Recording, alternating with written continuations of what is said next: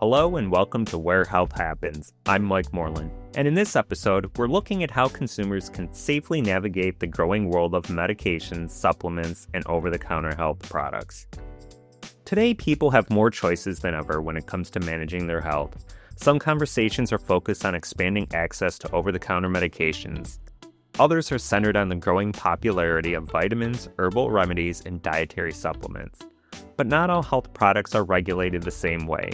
Prescription and over-the-counter medications go through a rigorous testing and oversight. Dietary supplements follow a different path, which can make it harder for consumers to know what's safe, what's effective, and what questions they should be asking. So how do we make sense of it all? What risks are there with supplements and combining them with prescription medications? And what role do pharmacists play in helping navigate this crowded space? To help answer those questions, I'm joined by Lynette Moser, Chair of the Department of Pharmacy Practice at Wayne State University, and Susan Davis, Associate Dean for Pharmacy at Wayne State University. Together, we'll explore how pharmacists help patients make informed, evidence-based decisions about their health. So Susan and Lynette, thank you both again for being here today. Now, before we dive into this, Susan, can you talk a little bit about your experience in the world of pharmacy? Of course, Mike. Thanks for having us. I am our Associate Dean for Pharmacy, which means I oversee the division and am the program director for the Doctor of Pharmacy program. My background is as an infectious disease pharmacist, and so that's the context that I see a lot of what we do. But in my role now, I get to teach throughout our curriculum, including some of the issues about the history of pharmacy and current practice advancement. And I'm Lynette Moser. I'm the chair in the Department of Pharmacy Practice. I have been here at Wayne State for 32 years, and I started as a cardiology specialist and have moved through being an intensive care unit pharmacist all the way to being an ambulatory care pharmacist. And now I'm the chair in the Department of Pharmacy Practice. All right, so we have a ton of experience here and a lot of insights. I'm looking forward to it. I want to start off with kind of a little bit of a broader topic, and feel free, whoever wants to jump in first. Right now, there's a lot of opportunity, I think, for people to access medications, both in person with their doctor, telemedicine. There's a lot of supplements on the market and access to those. So let's start by talking about how we got to this point. I think that's a really important question, Mike, and medication access has really evolved over time. For me to understand where we are today with these different prescription structures, it helps to have some history about a time when that distinction did not exist at all. If we go back to the 1800s, America really just forming how medications were going to be used, you could go into any shop and buy a bottle of what was called a patent medicine without any oversight. Those frequently had things like opium, cocaine, alcohol, often all three of those, and there was no safety regulation at all. In 1906, there were some laws that required labeling, but no indication for safety. Real quick, at that point in time, how aware was the public of the potency and side effects and just different things available to some of these things now that are heavily regulated for those reasons? I think the stories from the contemporary public at the time really did not show a lot of knowledge of what was happening. If you think about the indications that were being used for these patent medications, might be to help your kids sleep or to help with a cough. And opioid medications are very strong cough suppressants. But the reason little Timmy is not coughing might also be respiratory depression. And there were definitely cases of deaths and serious harm from those different medications. As more awareness of those events happened is where some of the later regulations came from. But one of the big changes happened in 1937, and I think this is a story more people should know. A pharmaceutical company called S.E. Massengill had decided to make a liquid form of the antibiotic sulfanilamide. And this worked fine in pill form, but they wanted children to be able to swallow it more easily. So they dissolved it in diethylene glycol, which is antifreeze. Wow. Yeah. So no testing done on humans or animals. Published literature indicated that it could be toxic to kidneys, but that wasn't widely known. Over 100 people died, mostly children, from acute kidney failure. Wow. So what is alarming there is that even though Massengill knew that could happen with antifreeze in their product, there were no legal consequences for the company because there was no law against selling a toxic drug. The only charge that stuck at that time was mislabeling. So that outrage is what gave us the 1938 Food, Drug, and Cosmetic Act, which still is influential now. that a drug must be proven safe before it can go to market. Another big story a little bit later, not just safety, efficacy was important. The thalidomide tragedy in Europe prompted Congress to then require that drugs be proven effective. The other big story I would say is in 1951. The Durham-Humphrey Amendment is the first time that we made a distinction between over-the-counter and prescription medications. The part of the history that I find fun with that is that one of the sponsors of the bill was Hubert Humphrey, the senator who eventually became vice president under LBJ. And as a licensed pharmacist at the time, he understood that it was very blurry of what requires a prescription, what can patients get on their own. And ever since that amendment, pharmacists have really been the stewards of over-the-counter medications, making those available for patients. So then we go into the next step, which happened in 1994, and that was the DSHEA Act. And that was the act that created the regulation that we have now around herbal supplements. So it kind of took a step backwards from what we had seen up to that point. And instead of needing to provide evidence of efficacy and safety, the herbal supplement industry had to prove that they had good manufacturing practices, but that was the extent of the onus that was on the herbal supplement industry.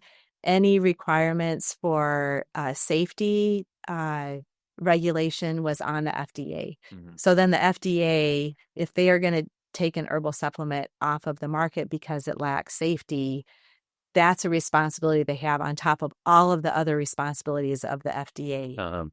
So then at this point, how would you say that the ability to deregulated and less regulated of supplements versus prescription medication, why it's taken this fork in the road where there's so much required of prescription medicines, but things you can buy at a gas station or corner shop, there's not nearly as much regulation. Depending where it comes from, there could be all types of stuff in it. So why is there such a distinction between these two? And as consumers, what should people be thinking about? I think there's a lot that goes into those different tiers of the regulation.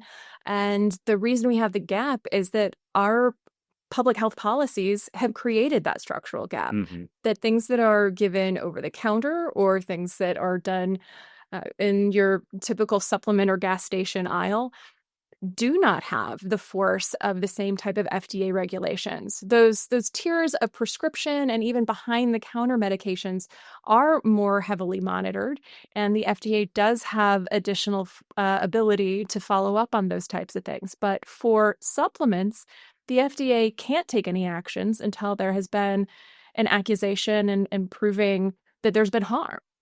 And so the structure for the implementation and the oversight of that is to wait until harm happens. And I think the second part of your question related to why patients would make that decision. Right. Why would they decide to take an OTC, take an herbal supplement, or take a prescription medication? And there's many things, obviously. There's so much nuance in how people make decisions. Some of it is access. Some of it is what's available, what could they afford, what do they hear from their neighbors. There's so many sources of information that patients can use in making those decisions.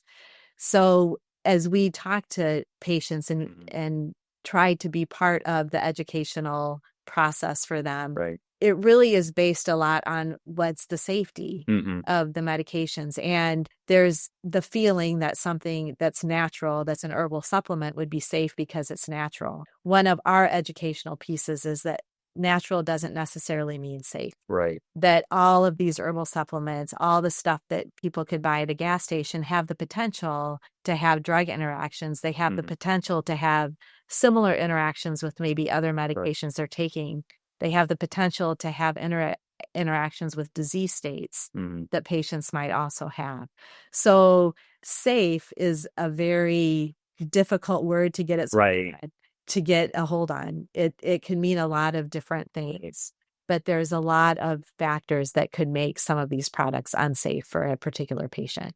And I think there's probably also the aspect of where it's coming from, because a lot of these supplements, they can come from all over the world. And so what regulation standards and health standards are there compared to what we have here? Sometimes things are third-party tested, sometimes they're not. I think it just really kind of weighs in more of it's maybe beyond just how it affects you, but where's it coming from and how less safe or more safe it could be. You're so right. And the public isn't necessarily aware of what is in the things they're picking up at that gas station Right. aisle. As you've said, the products can come from anywhere. Those compounds that are used to make those products can come from anywhere. And there have been internet sleuths and formal investigations taking a analytical chemist to say, hey, there's an active prescription regulated medication in these things you're getting, and it's not safe. But we don't know that until someone does that type of investigation. And in that case, somebody can just change the name of the brand of their drug and keep doing it. Right. Yeah, even some of those reports, one that I looked into, when they sent it to an independent lab, they found, I think it was cyan from printer ink. Yeah, things like that. So something obviously to think about when you're browsing that aisle of gas station supplements. Maybe say like, hey, maybe I'll just go grab that pop instead and go elsewhere. But I think this leads to a bigger conversation. This is actually from earlier this year where a member of the FDA's leadership team, I think this was in February, talked about that more medication, they thought that more medication should be made available over the counter. They believed it could improve access, it could reduce costs, and remove barriers to care. So I'm curious to hear each of your perspectives on this take. Yeah, I think the sentiment is a very good one. There have been some big wins on shifting some access to over-the-counter, and some of that comes from Narcan access and preventing overdoses. We've seen successes with other medications, like some of the oral contraceptives. So the idea of improving patient choice and autonomy is great. I think the cost reduction isn't necessarily proven, but it has potential. The big concern for me is over-the-counter does not mean safe. Ideally, an over-the-counter the medication would be something that is effective and safe for self-treatment. But that is not necessarily known, and the burden is then on the consumer. Lynette, your thoughts on this? We would really like to make a point of the value of a pharmacist in all of these settings, because that question seems very blanket. If a medication is safe, let's make it available over the counter. But there is so much behind, kind of like I mentioned before, behind what's safe for an individual medication, an individual disease state, an individual patient, depending on the other medications that they're on, depending on the age, the organ function of the person, the metabolism of the drug. So there's safe might be true in one very specific situation and not true in another. That's not a reason to limit access for patients, but it is reason to have someone who's a knowledgeable healthcare provider be part of the decision-making process. So then what would you say to individuals who are interested in deregulating the industry more and who want to make more options available over the counter? Is it opening us up for potential harm of releasing too many things where we're kind of going back to what you both had said. It's putting more on the consumer to make sure that whatever their prescription isn't now interacting in a way that something they may see, well, if it's over the counter, I'm sure it's fine to take with whatever prescription I have. Like, to me, it seems like a little bit of a slippery slope. And so I'm just curious from a expert perspective what you both think.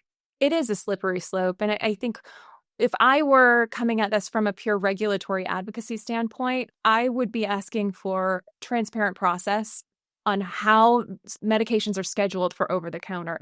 That would require a lot of other resources and a lot of stakeholders. But just as bringing a drug to market through the prescription process exists, I think having some guardrails and stronger guidance of how do we make something over-the-counter, how do we choose the things that will become over-the-counter, and then what are the safety monitors to be in place. I would like to see transparency there. I think there are some strong candidates that could be great medication classes for that, but do those also come perhaps with a behind-the-counter consultation with a pharmacist to screen for those interacting types of conditions or other medications that could take an otherwise safe over-the-counter medication into something that could cause significant harm? Lynette, do you have any thoughts on this? I do. I think there's some very specific situations where a patient, especially a patient who's maybe an older patient on a lot of other medications, they might find an over-the-counter medication that is maybe in the same drug class as what they're already on. And it might be difficult for them to tell that from the brand names and things like that. Or somebody who maybe has a migraine and wants to take a migraine medication, but also has heart disease and shouldn't be on some of those medications. So there are some very specific situations. Again, it's all the individual disease state, the individual patient, their individual metabolism of those medications that would determine if it was okay for them to take. So again, having the consultation, not that you would want to limit access, but give them a little more guidance for how they would take a medication. Another thing that I think is a challenge now that we didn't face years ago is what I would call the internet pharmacist, which are these social media influencers who may be recommending a medication or a supplement, and they're talking about these great benefits it's had for them. What is the challenges or dangers even in something like this? I think the influencer-driven markets are interesting. There's some positives of bringing awareness to conditions, bringing awareness to options, but it also, I think, can erode some of that trust in healthcare. That skepticism of big pharma can bleed into skepticism of that healthcare provider in front of you trying to give you some help. So that label of this is a natural supplement that is going to be safe for you is not true for everyone. Every chemical compound that goes into a medication, whether it's prescription or supplement, every single one of those things can be toxic in the wrong person at the wrong dose. It's the context that makes something safe. And Lynette and I were talking earlier, that spectrum of safe to non-safe is different for every single person. That influencer doesn't know your background.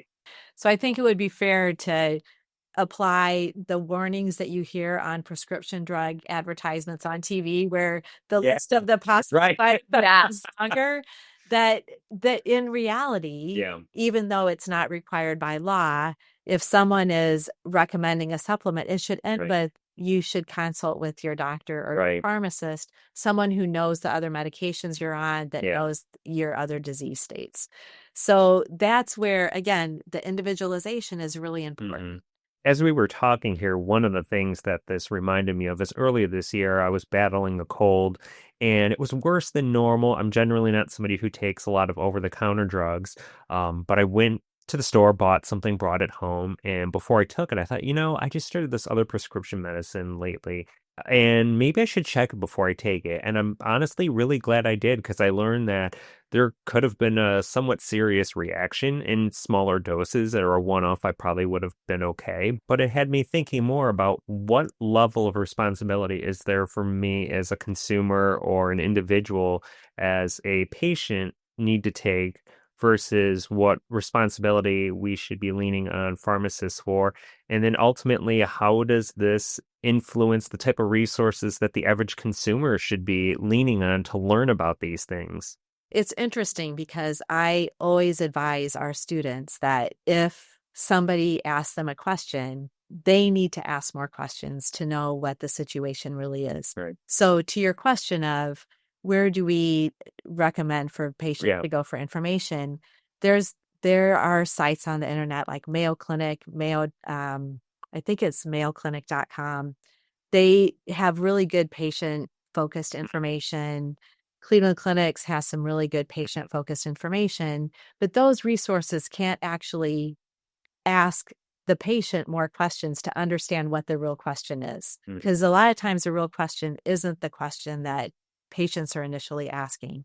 So we would still really recommend interacting with the healthcare provider. So if somebody doesn't have a primary care physician, doesn't have a pharmacy that they regularly go to, there are still pharmacy call lines that you can call. Like you can always call the pharmacy, ask to talk to a pharmacist, ask those questions. Some of the bigger like mail order pharmacies always have an information line that people can call. So we would really recommend that, so that their real question can be found, because there's always more to answering the question than just that initial thing. And just to give an example, somebody could say, is it okay to take this cold Right. medication. But my question back would be, well, tell me, do you have high blood pressure? Are you on any, medications for your blood pressure? And so there's always more information that needs to go into the answer. I would reiterate that. Maybe your insurance company has a call line that can triage you to a nurse or a pharmacist, but talking to that healthcare provider is really essential. Yeah. We can't check on what you don't disclose. If you don't tell us that information, we have no idea how to advise you the next time we interact. So, disclosing those questions, making sure that your healthcare providers are aware of what medications you're on is key. Your pharmacist is one of the most accessible and underutilized healthcare professionals out there. I know she's going to look really busy behind that counter, Yeah. but she's there Right. when asked. Well, and another aspect of that too is that patients should feel comfortable always disclosing everything that they're taking. So I know that if I was in that situation of a patient asking a question and I said, what other medications are you on? I should always follow that with herbal supplements or over-the-counter medications, because all of that could play into the answer that we give. And I think that there's times when patients might feel like there's a stigma about them using herbal supplements, and they might not be as willing to disclose that they're taking it. But a pharmacist should always make a patient feel comfortable and not judge to say what they're actually taking. Yeah. And I've even noticed over the last few years when I've gone for my annual exam with my doctor, he'll ask what prescription medications and if any supplements am I taking? And I know I wasn't getting asked that question. So it seems like the industry is shifting on that a little bit. But Susan, one of the things I actually wanted to circle back to is something you just said a few minutes ago, and it was the word insurance. And that stood out to me because one of the challenges I think we face in this country where people are underinsured, struggle to get health insurance and medical care. People will do what they need to do to survive, whether it is self-diagnosis, through research, whether it's self-medication. So how does that impact this industry as a whole, and what are your thoughts? I have so many thoughts on the impact of insurance on our healthcare industry. But I think in this case, it really underscores the need for safe and consistent over the counter medication access. Right. And when that is a viable alternative for a class of medications, I think pharmacy as a profession is in favor of things that expand that access. Also in favor of things that expand pharmacists' scope of authority to do some independent prescribing of medications pursuant to a diagnosis for medications that maybe aren't quite ready for over-the-counter access. Right. But with some limited authority for your pharmacist, still provides a way to obtain those medications. So I think insurance has to be a partner in how we do this, just the way our reimbursement structures are. That's not something we're going to get away from anytime soon.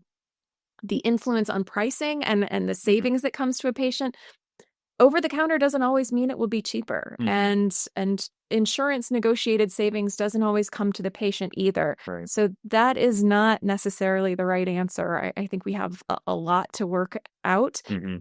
And again, I go back to transparency in those processes is really what the public needs to be asking for when they're speaking with those who have the ability to change those regulations.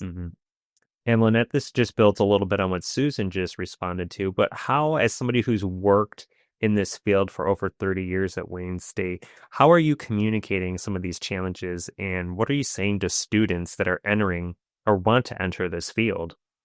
I think we want students to be aware of the influences that are affecting pharmacy. So we want them to understand that the pricing of drugs is so multifactorial and influenced by so many different things. I would say our primary messages to students are really about how they communicate with patients. And again, creating that non-judgmental communication and going the extra mile. So a lot of things can happen as a patient. They get a prescription, it's not the right tier from their insurance, so the copay is more. What does a pharmacist do in that situation? Do they tell them they have a higher copay? Do they try to get the medication changed so that it has a lower cost for the patient. So what we want to teach our students is to advocate for patients, to advocate for the best access of care for the patient, and to make sure that they have that good education and kind of everything. I think, it's interesting when I look back at what I was learning about when I was a student. Right. There were still a lot of challenges then. They were different, Right. but teaching our students about the environment that they're going into and what they should be doing to advocate for advancing the profession is definitely a part of what we try to do in our program. It's really important to us that our students understand regulatory frameworks and their role within it. So it's very much about how do you care for that patient in front of you, but we also want our students to understand why the laws exist the way they are, what you can do if you think you need to change them, how to advocate for patients on a more systematic scale. Those are really important for our students to learn and bring into their practice. And then we're better placed to improve public health outcomes, as that pharmacist role has changed from the gatekeeper of prescriptions into really a clinical consultant who can help manage medications on a much broader scale. There's a lot of expertise and liability that every graduating pharmacist needs to understand, and that's in our curriculum. So then, do you feel there's more pressure on current and future pharmacists now than there was maybe even ever in regards to being that frontline educator for medications and the health impact that they have on the patient? I would say hands down that has grown, and that's with intention. I think pharmacists want to be that person. We want to be that caregiver on the front line, helping patients navigate the health system, navigate the complexities of medications. The limitations really come on scope and accessibility. How many prescriptions are you seeing in a day versus how many patients can you speak with? Those are the limitations that our graduates are seeing when they're in practice. And again, they're advocating for system-based approaches that free them up to spend more time with those patients that need them.